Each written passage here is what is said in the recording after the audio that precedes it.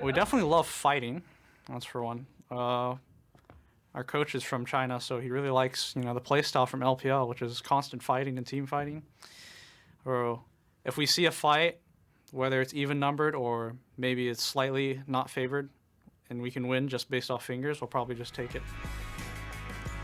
That's what we want to hear. Welcome back for Game 2 of Echo Fox Academy versus TSM Academy.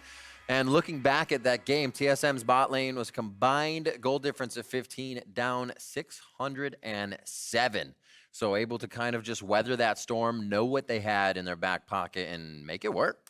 Yeah, but you see at the same time, it was a pretty disproportionate negative where Tactical was down a lot as a support-ish Sona who eventually starts grabbing gold. Patrice was way ahead at 900. So it does make the Taric a little bit stronger early on. And then the Sona, you're playing 2 supports, so it's actually fine early on that you are down a little bit. Very interesting draft that resulted in a crazy bot lane. Not crazy in lane, but come mid to late game, they really took over. Nobody likes a pop quiz, and not even coaches. Coming into this now, you kind of had your things laid out, what was going to be played. I'm sure this wasn't in the back of your mind. So now Echo Fox choosing blue side, say, what's our first pick, and what are we going to have to deal with in game 2 now? Because they won, and they have pressure, but not as much. People don't like taking pop quizzes. I think they love giving them. This is true. Teachers probably love giving pop quizzes. Yeah, TSM is stoked. They're like, haha, they failed the quiz. They lost to our bot lane, and now they have to take it again potentially, or they have to react to it. So TSM, not only do you get to surprise them once if it works, but what some people like to do, a lot of coaches, not just in League of Legends, but in other sports, when you have a misdirection play or a trick play, the first thing you do is you come up with the first form of it, they fall for it, and then you already know what the most common adaptation would be, so you plan for that. So if they're on blue side game 2, they're going to take that. Somebody, one day, the mathematician, probably Freak, he loves numbers.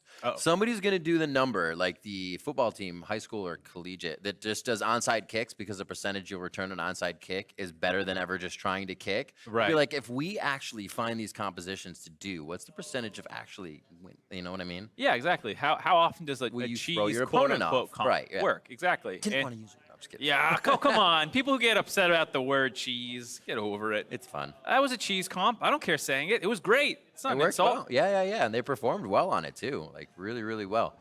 So, what's the percentage? No, I'm just kidding. Yeah, that's what I'm saying. Especially if you think you're disadvantaged. I don't think TSM came into this series as, the team with a bye, feeling disadvantaged. But it's true in a lot of series if someone's an underdog, like, hey, get some cheese picks ready to go. You can throw them for a loop. And then once you start losing games, everyone's got a plan until they get hit in the face, that quote for the boxing. It's true in League 2.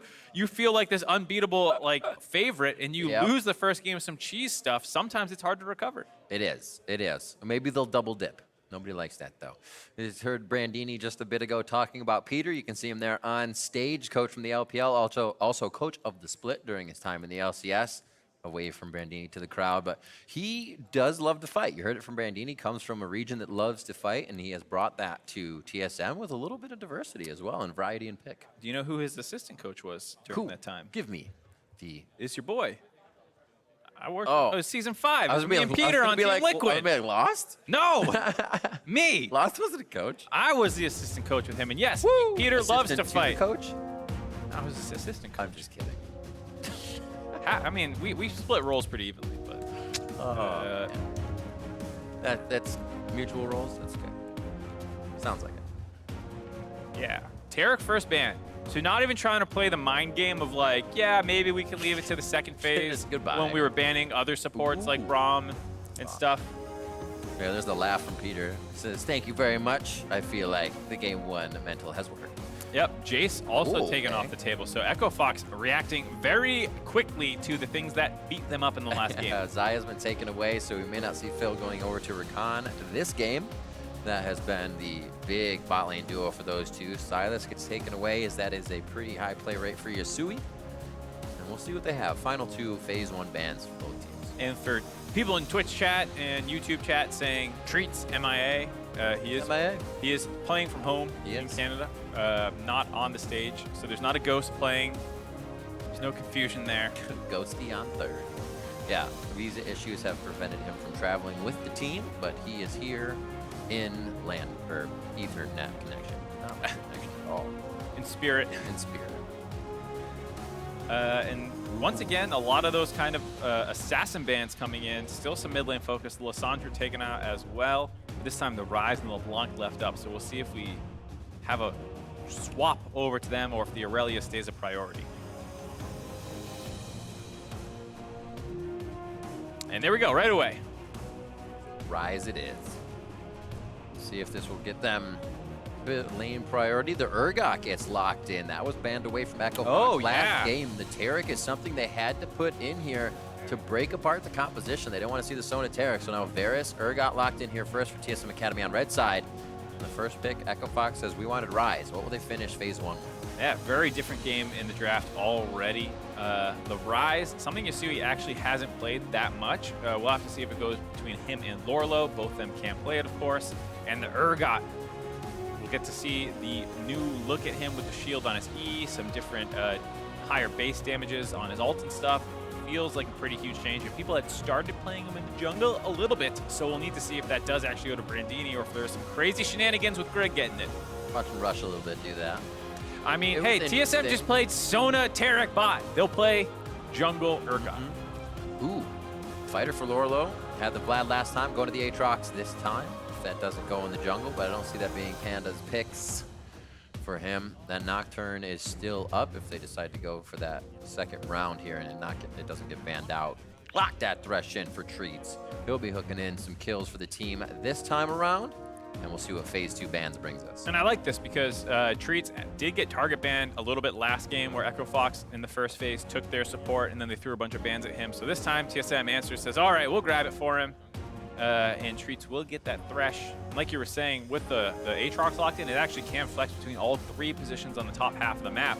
Yasui could very easily play that as well. So they'll be able to kind of react to where the Urgot goes or if there's other picks. The chair pick. Great pick, chair. Thresh. Hecarim gets taken TSM away. chair. Interesting. Their lists don't really go down the Hecarim line, but yeah, something they'll throw in the jungle. There was a buff to Hecarim as well on the recent patch where his rampage damage went up 10%, and I think that's with each stack as well. So it ends up, you know, by the time you have a third stacked rampage, doing a lot of damage. And people start playing in the top lane more than jungle even. I believe it saw more play up there. We saw FLICKR playing that in Gauntlet last time around, so yes, it is a potential counter pick into Aatrox. That's what he was playing it into, FLICKR was, so no surprise to see the team with the Aatrox ban out that Hecarim.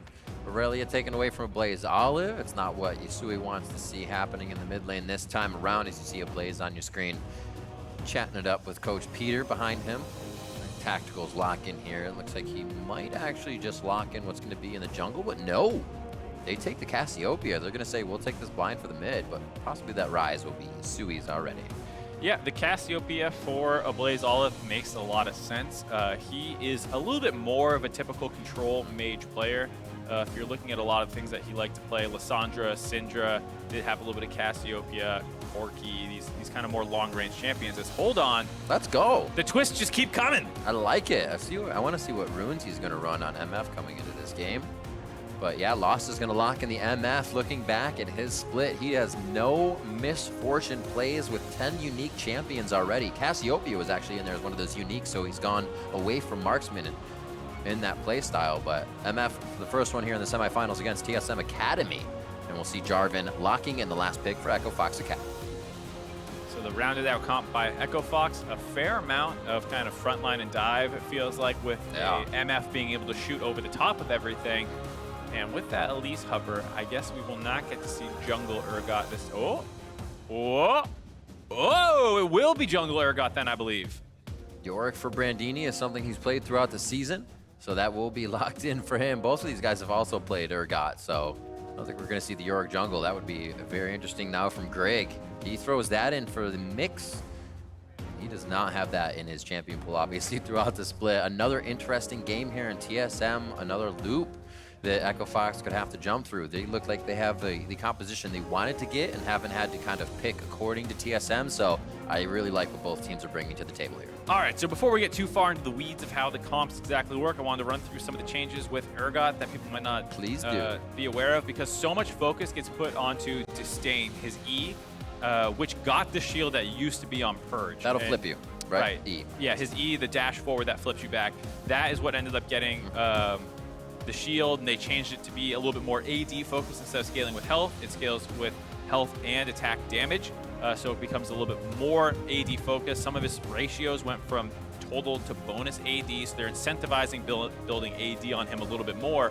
What people often miss, and I think one of the most important changes with Urgot and why he kind of works in the jungle more recently now, is that his passive Echoing Flames, those shotgun knees, there used to be a debuff on them that would stack up to 3 times, dealing 10% reduced damage to targets already hit. So when you flip someone back and walk around them in a circle with your knee shotguns popping off, You're doing good damage, but less and less and less. less every time. Yeah. That applied to all enemies, not just specifically champions. So now in the jungle, when you get this % health damage on your knee shotguns that have time to reload because you're not in lane between camps, you can instantly and very quickly blow up enemy or the monsters and clear a lot quicker. It's got to feel good. No more rickety knees for Urgot in the jungle or around the map. You can see them heading out to create the line of scrimmage on this. A very vision-heavy strategy for TSM in Game 1 has brought them victory here in this best-of-5 semifinals. We'll see if EchoFox has anything up their sleeve in Game 2. The Misfortune pick, Panda being able to put everybody in Cataclysm and just lacing them with that bullet time across from Lost Misfortune. They have a lot of CC to keep TSM in the area they want to do that. It's just conditional to make it happen. TSM squad a little counter-engagey. They can choose to stop that fight. You see the ultimate from a Blaze Olive into quite a bit of CC, and TSM can take the fight they want if they get a good look. Power in numbers. Here we go. Yep, so I'm curious to see exactly how TSM's comp works, because with the Yorick top, as well as having a Varus in the mid lane, you are kind of looking at a 4-1 team comp, most likely, but they don't have very good engage. They're kind of relying on thresh hooks and things like that. So it does feel like a game that TSM is going to want to be ahead, because EchoFox's team comp for team fighting feels very easy to imagine how it works and execute, as well as the fact that it can 1-3-1. So it does feel like a game that EchoFox is going to want to get ahead pretty quickly. The knee damage. Bang, bang, bang. Fantastic. No arthritis there. Greg will stay on the top side. Looks like he's going to try to go for the hard clear. This is quite slow, though. Did save his smite charge, though. Yeah. That's what I was saying. Looks like he might try to get through Krugs fast and head his way back around when he gets a little... Yeah, he actually healed up pretty hard there. So, smite. Boom. Yep. Get level 2 on your smite. Bonus damage. Looks like top lane's pretty even. Nobody's trying to push each other in, and bot lanes have not hit level 2 just yet, so no hooks to come through. Just a few more minions on that. As actually Phil gets brush control. This is going to be nice for the start of EchoFox here to be able to get some Q blast down and proc that damage for Lost to get some lane control. See? Told you. It's so great. Wait to clean this up with the turret. Tactical will have that nice and easy. As Yasui and a Blaze Olive start themselves off a little bit. We didn't see as much as we thought we would from Yasui last game. A Blaze Olive was really able to take off even after Yasui's first roam on that Akali. Didn't really do too much for him in lane. They know he's a star player, and they're actually keeping those situations that he can get the kills kind of away from him. Yeah, and I think Ryze is an interesting champion that still has a fair amount of agency in the game. Not quite the level of Assassins, who probably have the most kind of 1v1 agency, and that's where Yasui really shines, I think. Ryze can still go in the side lanes, can still pressure people, and you kind of influence the game more through pressure than outright kill. Nice Rune Prison trade of damage. As they get a little bit of vision of Grig in that river. We saw Lost heading up as they have a push on that bot side lane. Seeing too many dematerializers, that's why Phil's just kind of crushing them forward. Put tactical under turret. Lorlo has Brandini kind of in that spot. He had him last game. He's like, how's it feel? Farm under the turret. It's not that fun, is it? Brandini's doing a great job though, just 6 down so far. So he's keeping it nice and close. Yep, not too bad for Lorlo early on. A lot of people will say Yorick's supposed to be this super strong laning champion, and I can't tell if it's either due to a lack of practice on the champion or how competitive is different than solo queue, but it's been a winless champion in LCS. Not quite sure how it fared in Academy, but I want to see how Brandini does on it because it does feel like a lot of the comp rides on him. And making sure he can get a good split. Now they can use his vision towards that top side or whatever side of the map they need to pressure. A little bit behind him so far, also keeping Lorlo nice and safe here as he wants to get these Qs on and just inadvertently pushes the lane, so keeps himself safe with that vision. Panda bot side as he gets a little bit of a roam around, he gets an idea of where Grig might be, but junglers have not been able to get too many ganks going this game. And looking at Grig and where he could go, it's not the easiest to grab any of these lanes. Maybe a Yasui if he's used Rune Prison. Yeah. One of those games where it does feel a little bit more control-oriented for Panda, but we've seen him actually shine in games like that when Lorlo was on the Kale and he was much more counter-gank focused. It actually feels like it's a good thing for him sometimes. In his previous series with champions that only go in, like a Jarvan and a Nocturne and the things that we've already seen him playing this series, he sometimes gets into trouble and bites off more than he can chew. But if his job is not to be the primary form of engage, but to protect or to control lanes, he does feel a little bit better. Ooh. Good pressure here from Yasui in mid. They kind of pull down towards Drake with bot side as well. Lost has been doing a good job of keeping that in. Not a lot of mana for Yasui. They actually want to take this fight. Good pressure from Phil. The lockdown and the ignite on the treats right away. Into the fight comes Tactical. He can deliver a lot of damage from the outside, but he's not even firing in right now. Hail of arrows over the top is able to help secure a kill for a Blaze Olive, and now they get taken out by the Dragon, or taken out of the fight, I should say, as both stand tall. But back and forth for the kills now, 2 for 2, or 2-2-2, I should say, on that scoreboard. A little messy from both teams. Yeah, definitely a scrap that felt like it was going to go in Echo Fox's favor pretty early on, because there felt like a miscoordination between a Blaze Olive and Treats, where Treats gives him the Lantern, goes aggressive, and the Blaze Olive was like, I don't think I want to take that, bro. And it feels like they kind of leave Treats out to dry, but maybe the slower approach was the right one. Actually just goes for regular Q&E damage, doesn't want to get melee range, and so a Blaze Olive is able to stay a little outside the fight and throw damage in from the side. Same with Tactical. Grig also looks like he gets a fair amount of damage in before he drops and makes a very close fight. Ooh, World Ender's on. Brandini's getting chased, tries to throw the ghouls at him, and here's Grig.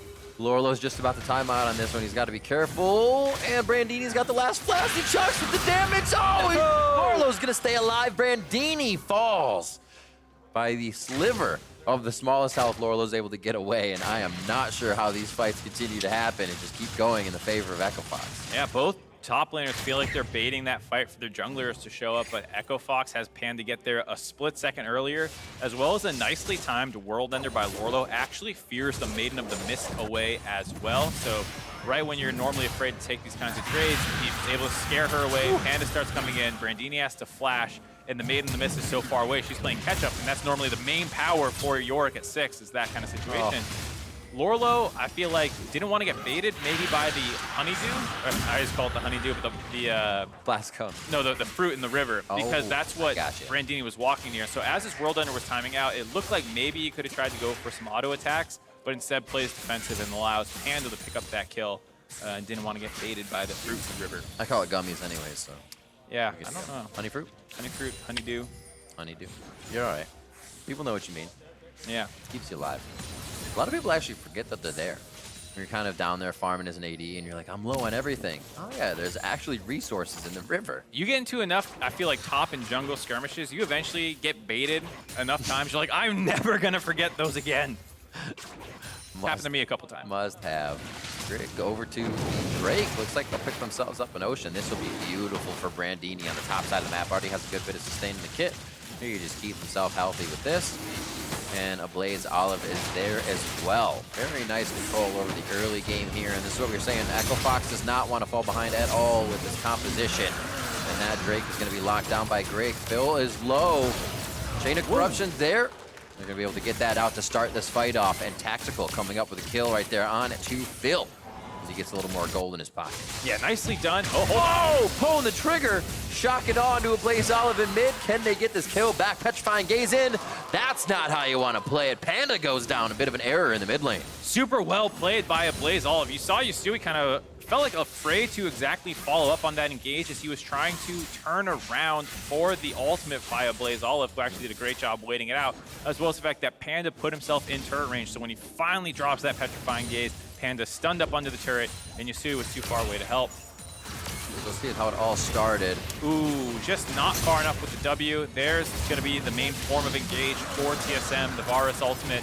And Thresh Varus is a super strong bot lane, and this is the kind of stuff you want to see out of them. Hold on, non-stop fighting. Back to top, Yasui's going to be there for this one, and he wants to start picking up the kills. He's only got assists, and he is the one to help him carry the game. World Ender goes down, and they're going to let the Rise pick this one up. A nice little cash in there, 1-0-2 for him, and he's going to come back with some good items as he's been stacking that tier against the Blaze Olive, who's already found 2 kills across the map. Yeah, I see. Maybe he couldn't have helped with that kill in the mid lane, but will get to the top side to help the Aatrox out. And it worked for it. Had to work for it, but it's very important, probably one of the most important lanes on the map to actually win, to hold down the Yorick and get ahead of him.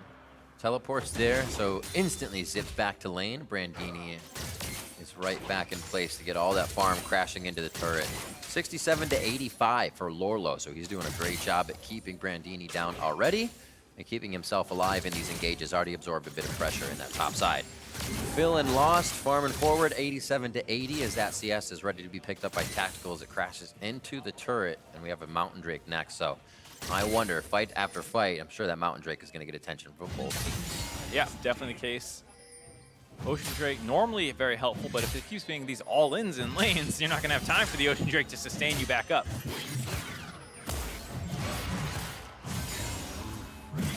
Blade of the Rune King lost on Misfortune. Decides to stay in there. These fights are going to be close. That could hurt here for Lorlo. He's going to have just about 400 HP left. Fear from Beyond. Or I should say death.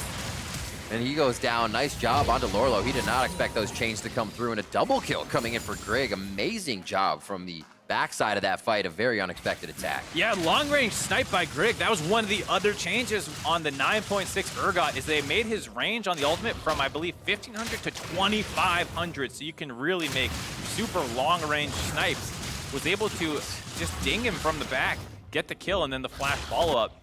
It looked like such a good bait early on. They know this minion wave is crashing into Lorlo, and there might be help coming, so they get there early, and they try and blow Brandini up, but they don't have as much damage as they think they do. And then there's that super long-range ult by Greg before World Ender's back up, grinds him up, and then gets in range for Panda, flips him back, almost gets out, but the minions of the rip-up burn finish him off. Caster minions OP. Urgot OP. Yeah, beautifully done. Greg showing the power of that. I'm sure that was a what moment from Lorlo. It's like, because the chain came through the wall one, probably hard to see, and then he gets pulled all the way back behind his turret. Must have been thrown for a whirlwind for a second. He's back in lane and farming it up, and Greg is now starting to show quite a bit of pressure. Panda may be forced to answer here soon, and like we said, Echo Fox not really having time to fall behind is doing just that.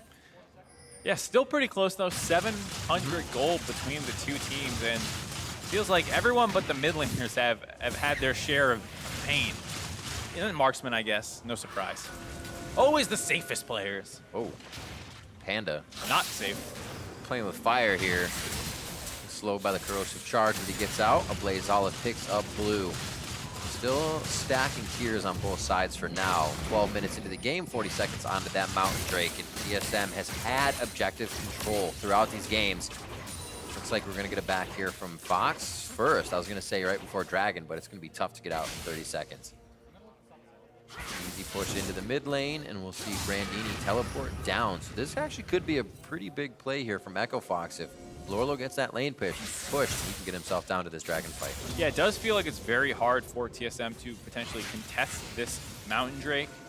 Brandini would need to shove in top and actually run down himself. Otherwise, feels like it'll be Echo Fox Drake with that TP advantage. I love the fog of war hides. Blaze Olive is like, I will get you with one poison attack. That's what matters. Here's a 30-second call on turret plating.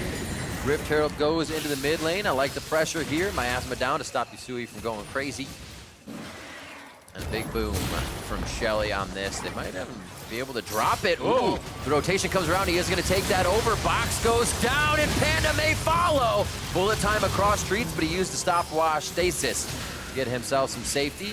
Back and forth fight between Yusui and a Blaze Olive in mid lane. Almost a hook just over the right shoulder of Phil there.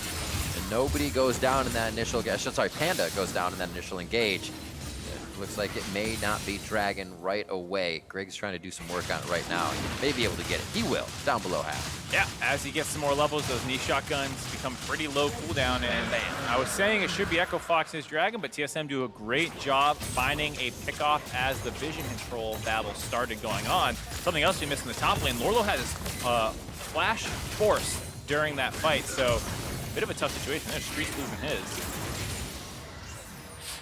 Glacial Fissure down, Lantern out. Blade of the Rune King, MF, very interesting to see.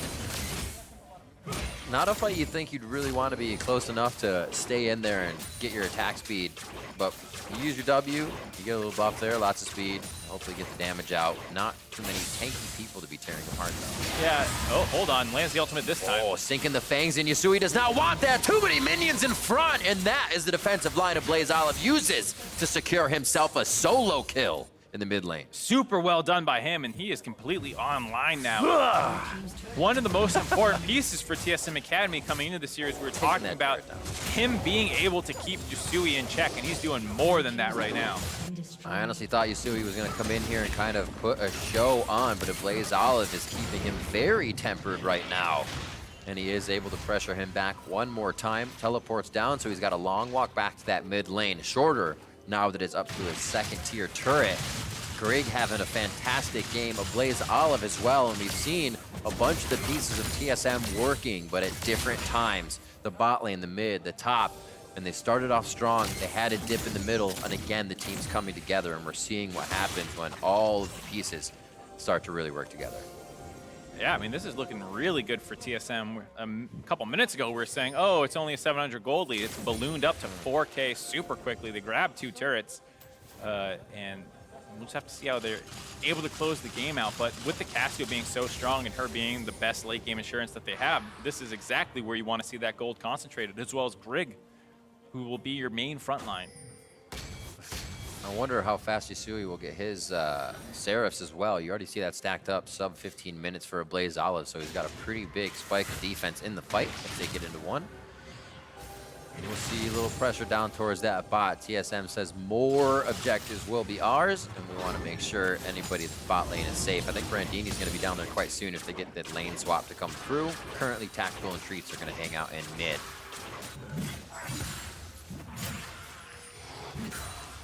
Backs. Gives him the lane. Brandini's just playing it safe. This is the second time in a row, too. Whoop. Yeah, Brandini, not quite sure exactly what the enemy jungler is. A little bit better vision on the enemy side, but Lorlo chases a little too far. The E comes back up, and he's able to land that onto Lorlo for a bunch of damage.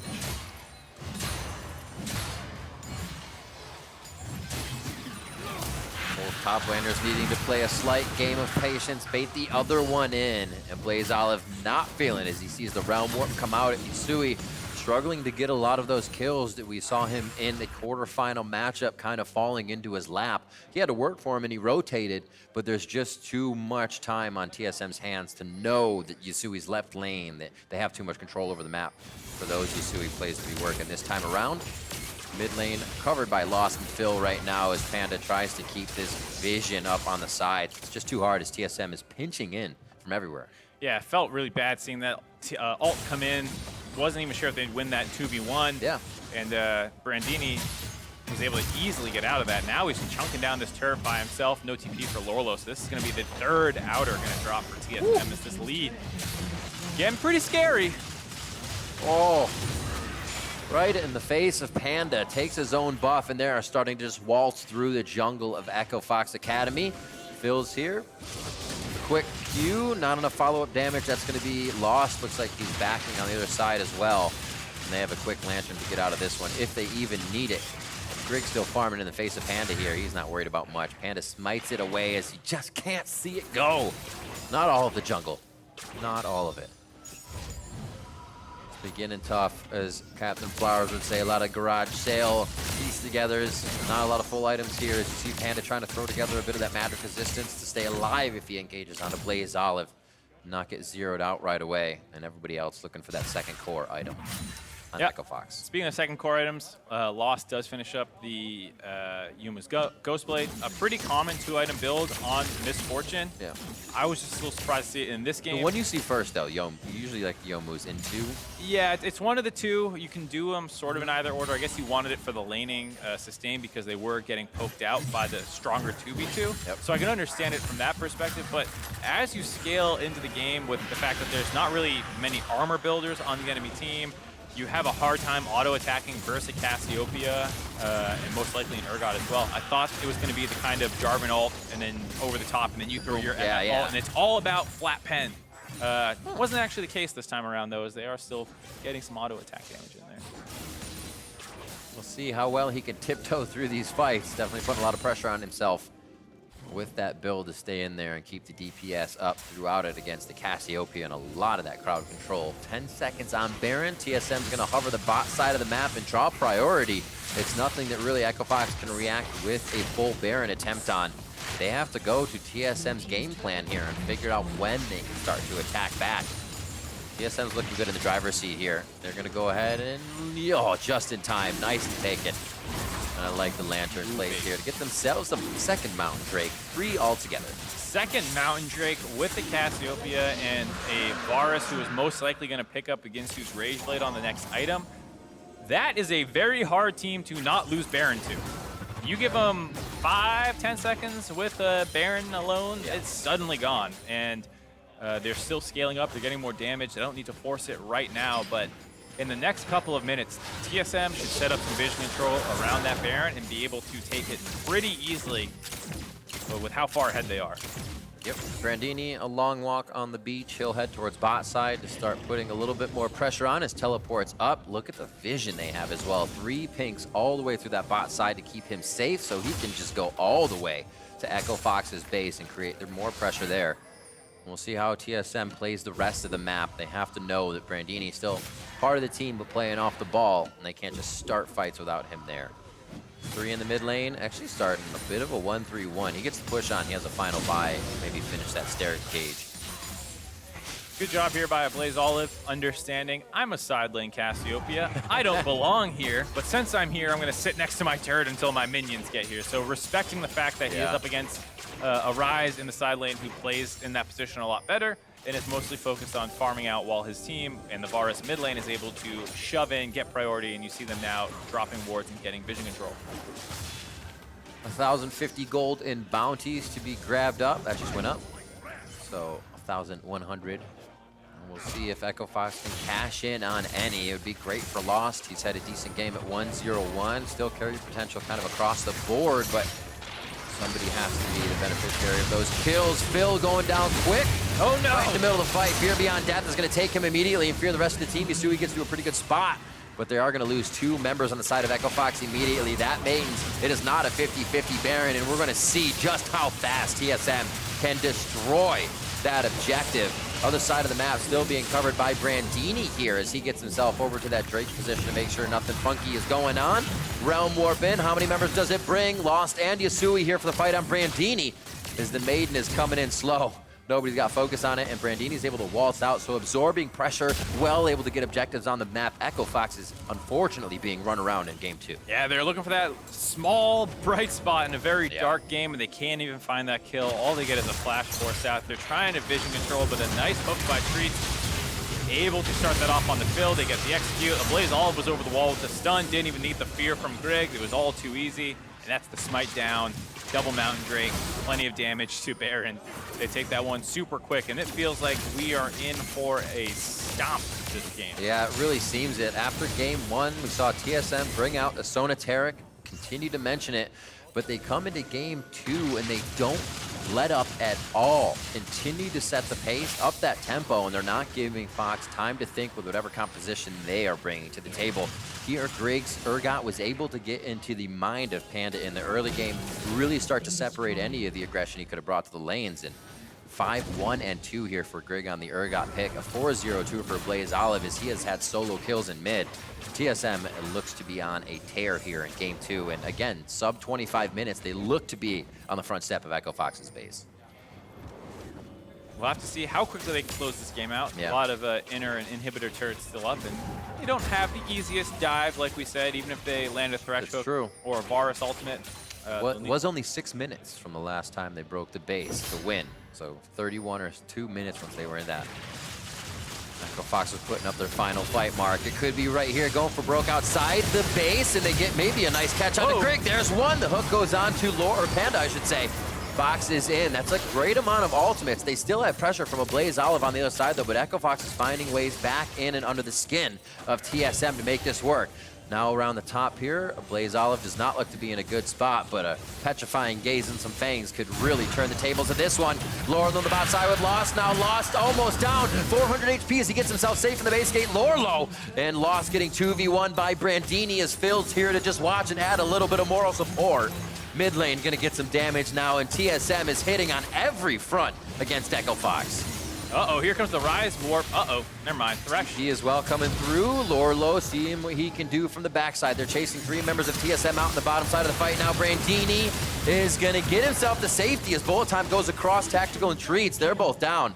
And Brandini looks to get himself to safety. Blaze Olive is still saying, meanwhile, inside the base, he's gonna be able to take down inhibitors. 10-7, and yes, the base is broken. Once again at 25 minutes by TSM Academy. I guess that's one way to do it. Go around, take odd numbered fights, lose them just barely while the Cassiopeia split pushes down an inhibitor. Interesting approach. Now Grig's in trouble again. They're still in the chase game here. Stop the backs against TSM, but can they pressure the waves outside of the base? FOXA may just be buying more time for those minion waves of TSM to build up and crash back in. Possible kill into Yosui. The shield comes up. Brandini gets the stasis. Ooh, the petrifying gaze just misses, but it gives enough for the slow Panda. A few more fangs, and the chase is for naught. How far does FOXA go? They go to their deaths. And it's a double kill for a Blaze Olive. Coming into the game, you heard them talking about their play style, very LPL influenced, willing to take odd man fights, and they do that time and time again in this sequence of plays, finally winning one at the end. After losing Grig in the mid lane, they still continue to push up multiple side lanes. A nice Q by Lorlo starts the fight off, and with that ult over the top from Lost, like we've been talking about all game, melts the bot lane. Blaze Olive in the meantime, pushing up the top side. And then here, they take this 2v3. They start getting caught out of position.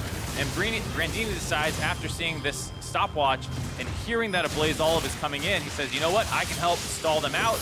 And he collapses back in. Brandini barely able to stay alive himself. He also using a stopwatch and the flash ult by a Blaze Olive, finally recalling from that top side. Allows them to win that 2v3 that eventually became a 3v3. Blue buff for Blaze Olive. He's feeling great. 6-0-2. The Rylai is now on top of the Leandry. He's able to synergize with everything that Cassiopeia's kit likes to do, and he still has a chance to use that stopwatch stasis. Goes ahead and gets himself a Mage Axe. I was about to say, yep, he's feeling himself. 6-0-2. This is a very interesting game. That sequence is something that was very surprising to me because you have a Cassiopeia in a side lane. Like I was saying, I thought they were going to do a 4-1. They were doing a 1-3-1, and I feel like that's what allowed them to start dying and giving up those kills. But like I think it was Brandini was saying coming into the game, we'll trust our fingers, and that's exactly what they did. They fought FOXA to make sure they still came out ahead. He was right. They got a coach coming out of the LPL that loves to fight, and they are putting that to work right now. You can see that the jungle is quite dark as we hover through. Just that right side where Yosui is where the vision is staying for FOXA, and they really can't protect too much. TSM has been doing a fantastic job all throughout this series to stay on top and really show that they're a team that deserves to be in that final matchup. Game 2 of our semifinals here. TSM standing tall with 3 Mountain Drakes, an Ocean to keep healthy, and the possibility of FOXA's Nexus in just the next few minutes. 12 seconds on to Baron, and I'm sure TSM will tempt FOXA's fate there at the objective. Yep.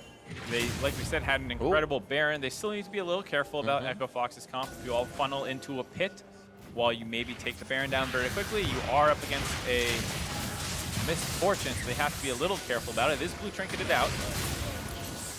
No shield just yet. Nice denial, so they can work with the Thresh Hook being down. The ultimate goes in. Cataclysm on a Greek. Wait, they take out the jungler immediately. This is going to be huge for Echo Fox and maybe the fight they needed. They lose Panda. Phil's trying to turn around. Lorlo and Yasui doing the damage now. Yasui's in melee range, so he's got to get a little bit of distance. Brandini's now on the marksman, and he cuts him down with the spade. A triple kill for Brandini in a fight that looked lost. TSM come up huge.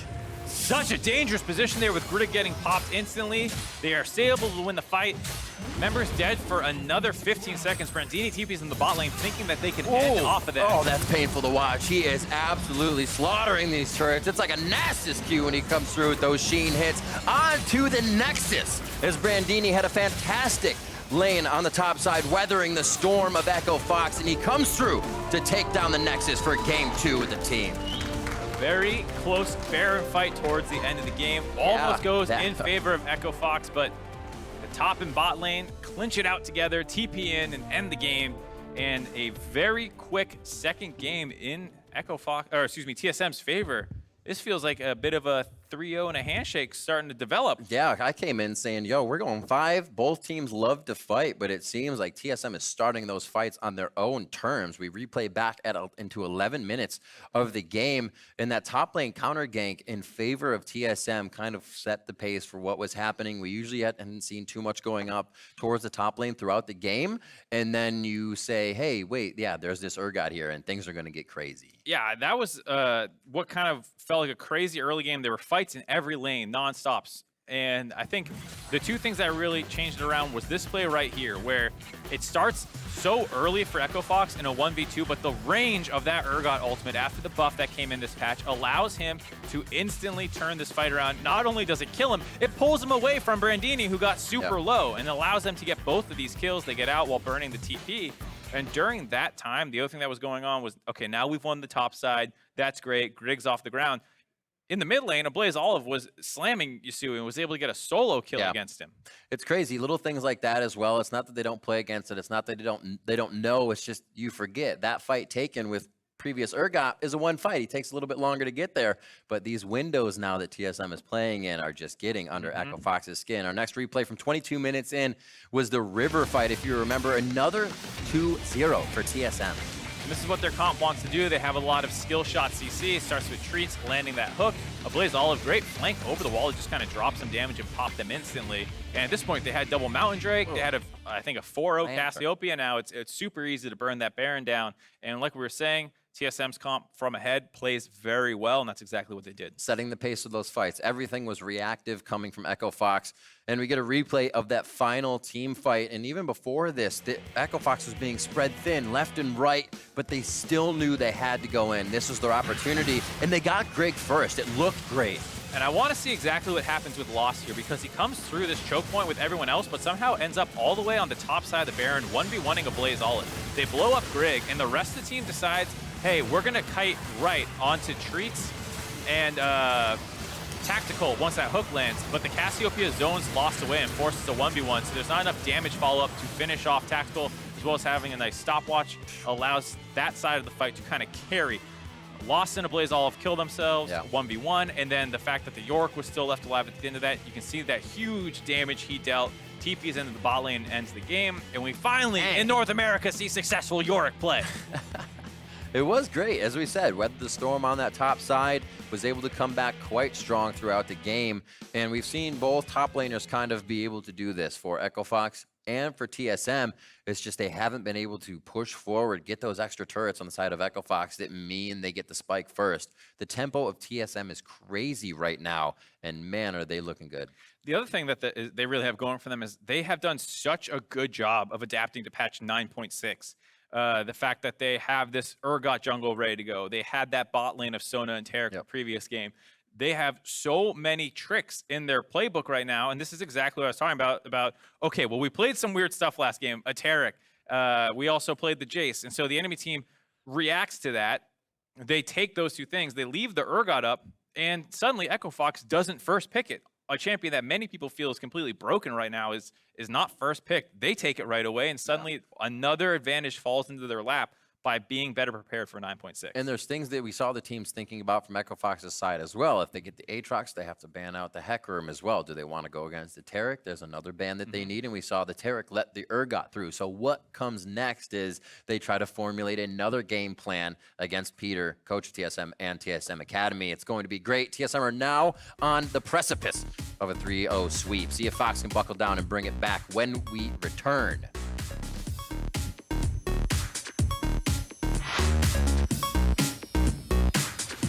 Got to be careful. And Brandini's got the last flash. He chucks with the damage. Oh, Lorlo's going to stay alive. Brandini falls. That could hurt here for Lorlo. He's going to have just about 400 HP left. Fear from beyond. Possible kill into Yusui. The shield comes up. Brandini gets the stasis. Ooh, the petrifying gaze just misses, but it gives enough for the slow Panda. A few more fangs, and the chase is for naught. They lose Panda. Phil's trying to turn around. Lorlo and Yusui doing the damage now. Yusui's in melee range, so he's got to get a little bit of distance. Brandini's now on the marksman, and he cuts him down with the spade. A triple kill for Brandini.